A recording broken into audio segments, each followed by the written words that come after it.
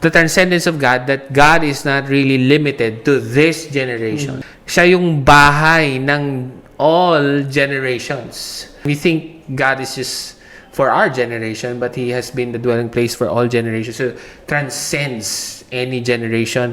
Are you ready to level up your leadership? We all need to fill our cup before we can pour out to others. Let's clear out any blocks and clogs through this series and find our leadership flow. Welcome to Victory Baliwag Leadership Flow, episode 32. Welcome back, Coach Dan. Thank you. Thank you. Super appreciate you. And we're going to talk about, that phrase, no? God is good. All the time. And all the time. God is good. God is good. Pero mahirap sabihin yan. Kunwari, namatayan ka, sunugan ka ng bahay. These are what you call pat answers, no? And I hope makatulong ito sa mga leaders natin and people in our church na how can they not give pat answers? Pag sinabing pat answers, yung okay lang yun, yung ganun. Namatay yan. Paano naging okay yun? And medyo big words, but simulan na natin. Ang unang word is actually the transcendence of God. Okay? So, ang ibig sabihin ng transcendence is otherworldly, no? Out of this world.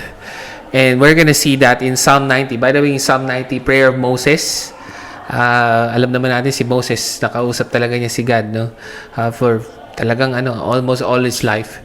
And he said, Lord, you have been our dwelling place in all generations. And so, the transcendence of God, that God is not really limited to this generation. Siya yung bahay ng all generations. Can you imagine that? Parang pag inisip mo, wow, parang mind blown. And we think God is just for our generation, but He has been the dwelling place for all generations. So, transcends any generation. Verse 2, it says there, before the mountains were brought forth, or ever you have formed the earth and the world from everlasting to everlasting, you are God. Even before the mountains, no? Sabi nila, yung Grand Canyon daw is the grandest mountain of all. And yet, even before Grand Canyon was there, God was already there. So, He is beyond the Grand Canyon. Pero, masyadong malaki si Lord, no? Ito matindi. Imminence, no? The second word, di ba yung Emmanuel, di ba? God with us. And so, verse 1 and 2 is about how big God is. Verse 16 and 17 of Psalm 90 is about kung gaano ka naman personal si Lord. And that is the imminence of God. Sabi niya, let your work be shown to your servants, and your glorious power to their children. Meaning, napakalaki mo, Lord, pero sana makita namin yung ginagawa mo talaga. Hindi masyadong malaki, yung talagang nakikita namin. Verse 17, sabi dito, let the favor of the Lord our God be upon us, and establish the work of our hands upon us. Meaning, from very big to your hand, the work of your hand. Ang nakalagay pa dito, favor. Kunwari, tatlo tayo dito, tas sinagot yung prayer mo, hindi ba favor yun? Kasi tatlo tayo dito eh. And establish the work of your hand. Yes, establish the works of your hand. And so, just before we continue, I'd like to know your take, no? Parang, the transcendence, parang, yes, God is great. God is good all the time. All the time, God is good. God is great. That is the transcendence of God. But also, God is good. That is the imminence of God. May maganda kang kanina insight. I like yung God knows us. Yung amazing yun eh. Can you just share that? Siguro ba, Sir Loyd, yung fact po talaga na si God is someone who is transcendent. Sabi niya po, it's really something that is mind-blowing. Si God, He is beyond our capacity to understand dahil He has been here since the beginning, parang even before the whole mankind existed. Kumbaga void pa lang po talaga. He exists separate of time and space, and yet we see kung gaano po ka-personal si God sa atin, that He really knows us by name, that His thoughts are always for us. He is personal. And I think yun din po yung pinapakita ng verse, that even if this God is so big and great, parang we can still come to Him with this attitude that we are like His children, pleading and coming to Him in prayer. Yeah. Even I remember, He knows the number of our hair. Ako, madali lang bilangin yung buhok ko. Pero baka sa'yo, mahirapan si Lord. Alam niya, no? Tapos meron pa yung daw luha natin, inipon daw niya sa garapon, no? Wow, I mean, how big God is, and yet how imminent He is. And so, there's also a saying that says, all's well that ends well.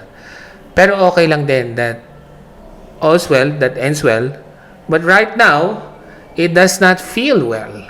Meaning, okay, kung transcendent imminent si God, maayos din yan. Yeah. Pero, ngayon, hindi pa okay. So, when you see Psalm 90, verse 1 and 2, is about the transcendence of God. God is great.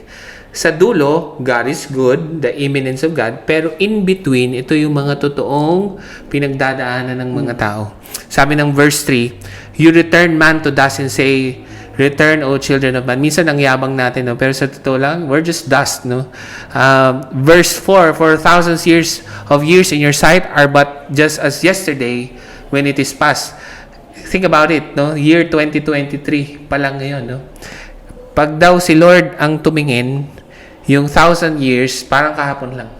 Samantalang sa atin, ang dami na nang nangyari sa 1,000 taon. So, how small can we be? Verse 5, you sweep them away as with a flood. They are like a dream. Ang buhay daw natin, parang panaginip lang. Sabi nga dito, grass. Na here today, gone tomorrow. Verse 6, in the evening, it fades and withers. We're like the night, no? When the morning comes, we're gone. No? Verse 7, we are brought to an end by your anger. Meaning, yung galit ni Lord, talagang sa totoo lang, kung di dumating si Jesus, the wrath of God came to the cross. That's the reason why maybe there's a year of the Lord's favor right now. Pero sa totoo lang, if God will pay us for the sins that we deserve, talagang the world would have ended long ago. Si Jesus lang talaga yung kumuha niyang wrath of God. Verse 8, sabi niya, you have set our iniquities before you, our secret sins in the light of your presence. Can you imagine? Wala ka may tago kay Lord, no? Even your secret sins are in the light of the presence of God. Now, ito ay, kaya actually, gusto ko lagi may kasama. Ang tawag dito, accountability. Alam mo ba, gusto ko mag-comment ka rito, Coach Dan, ano? Yung accountability is not really a schedule thing, no? It's an issue of the heart. Yeah. Meaning, hindi mo sabihin, hindi, busy po nahihiya po ko. Hindi. May issue ka ibig sabihin, kung may weakness ka dito, magpa-cover ka na. No? And alam natin, merong mga alignment or even discipline, if you will, na may pagmamahal. Pero merong discipline na walang pagmamahal. Ang tawag doon, punishment. Pag tinago natin ng tinago ito, we will even come to a place of punishment, not really discipline out of love. And so, gusto ko emphasize yung accountability. How do you see accountability, especially in the Ian campus, yung mga bata, parang nagigets ba nila to? Siguro po, in our context, very crucial po talaga yung accountability. Knowing that, alam niyo naman po, pag bata tayo, feeling natin, ang galing-galing natin sa madaming bagay.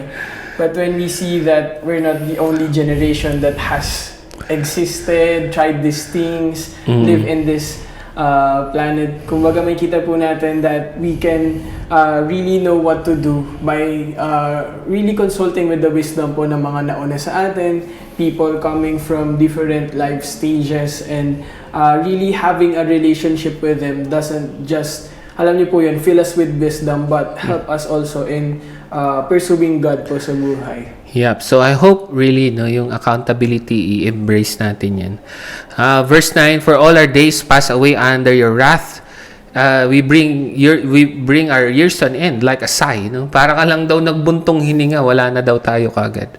Verse 10, the years of our life, ito maganda to, Coach Dan. The years of your life are 70. Or even by reason of strength, 80. Which means, kung medyo puyat ka lagi, mahilig kang kumain ng chicharon, mga 70. Bless ka na nun. Pero kung mahilig kang kumain ng chicharon,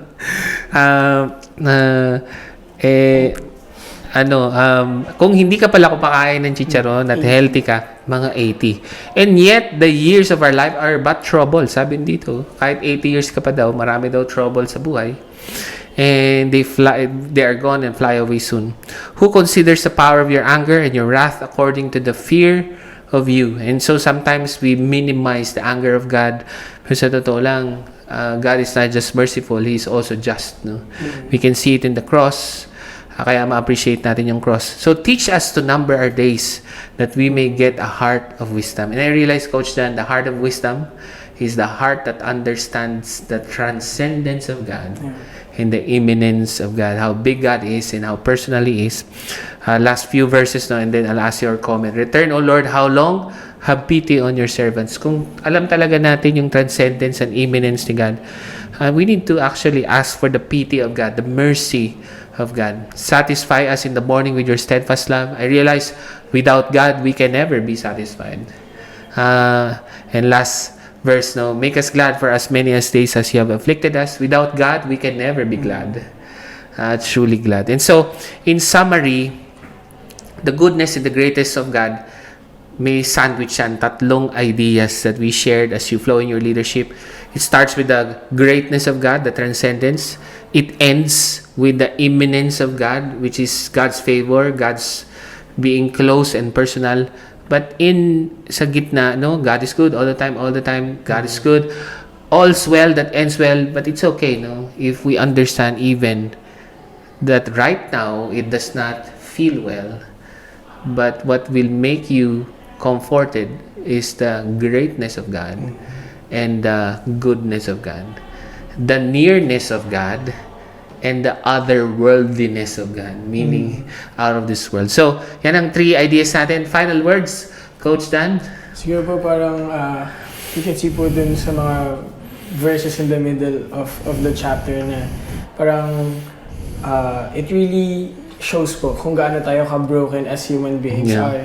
Our limits are exposed. Kumbaga yung fallen nature po talaga natin. It's all part of being a human, and yet God is still gracious po na He's the one who really reaches out to us, and He's always in this business of redeeming that brokenness po sa buhay natin. And God really knows po talaga that without Him we are nothing. Yeah. That's why sabi nga po dun sa concluding verses ng chapter that there's this plea na parang humbly asking before God na, Lord, show yourself to us. And I think that it's really a good attitude po talaga of our heart na, Lord, may you continue to work in my brokenness so that may your name will be glorified in me, and that your transcendence and immanence will be something that's real to my life. You heard it from Coach Dan, and that is how we flow in our leadership. Come on, brother.